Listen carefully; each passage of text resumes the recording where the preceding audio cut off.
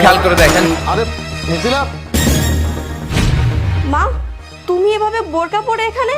এখন ভাবতেও আমার ঘৃণা হচ্ছে যে তুই আমার মেয়ে। আমি এক্ষুনি গিয়ে মাকে নিয়ে বৃদ্ধাশ্রমে রেখে আসবো। কামরুল, আমার ভুল হয়ে গেছে। চুপ কর ডাইনি। তোর মাকে বৃদ্ধাশ্রমে রাখলে সমস্যা কি? হ্যাঁ, একটু আগে তুই তো তোর নিজের মাকে গলা ধাক্কা দিয়ে বললি বৃদ্ধাশ্রমে রেখে আসতে। মিথিলা, মিথিলা, আরে বাইরে এসে দেখো কাকে নিয়ে এসেছি। তুমি কাকে নিয়ে এসেছো? দুদিন পর তো ঈদ, তাই মাকে বৃদ্ধাশ্রম থেকে বাড়িতে নিয়ে এসেছি। মা আমাদের সাথে ঈদ করবে, বলো তো কেমন হয়েছে? ঈদ করার জন্য তুমি তোমার মাকে বৃদ্ধাশ্রম থেকে বাড়িতে নিয়ে এসেছো? তুমি কার থেকে জেনে তোমার মাকে বাড়িতে নিয়ে এসেছো আগে সেটা আমাকে বলো। আরে বাহ, আমি আমার মাকে বাড়িতে নিয়ে এসেছি বৃদ্ধাশ্রম থেকে, এখানে কার কাছে শুনে আনতে হবে? তাছাড়া মা যদি আমাদের সাথে বাড়িতে ঈদ করে তাহলে সমস্যার কি আছে? সমস্যা কি তুমি বুঝতে পারছো না? তোমার মাকে আমার একদমই ভালো লাগে না। তোমার মায়ের কার্যকলাপ কোনো কিছুই আমার পছন্দ হয় না। সারাদিন বাসায় বসে খাবে আর ঘুমাবে, আমার একটা কাজেও সাহায্য করে না, আর এটাই বড় সমস্যা। আর তাছাড়া ঈদ উপলক্ষে আমাদের সবার শপিং করা হয়ে গেছে।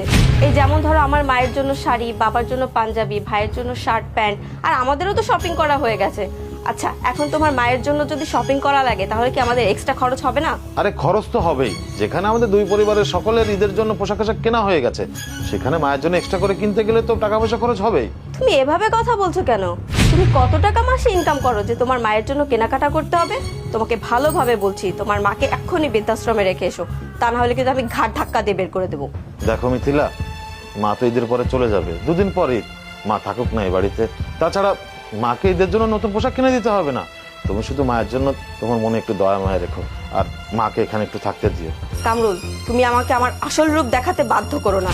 তুমি যদি আর একটি কথাও এখানে দাঁড়িয়ে বলো, আমি কিন্তু তোমার মাকে ঘাট ধাক্কা দিয়ে বের করে দেবো। দেখো মিথিলা, মায়ের পায়ে নিচে সন্তানের বেহেশত, আর কোনো সন্তানে চায় না তার মাকে ছাড়া ঈদ করতে। প্লিজ, আমি তোমার কাছে হাত জোর করে রিকোয়েস্ট করছি, আর তোমার তো 2টা দিন, মা ঈদ পর্যন্ত থাকুক না। আরে মিথিলা, আরে তুমি এটা কি করলে? আরে মা মুরব্বী মানুষ, ব্যথা পাবে তো।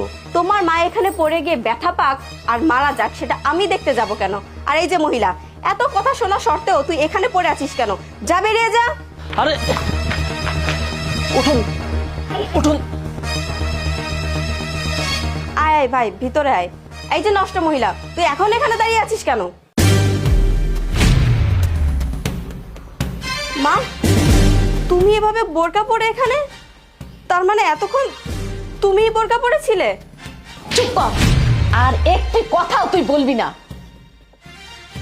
আমার জামাই তোর সম্পর্কে অনেক কথা আমাকে বলেছে, আমি বিশ্বাস করিনি। আমি মনে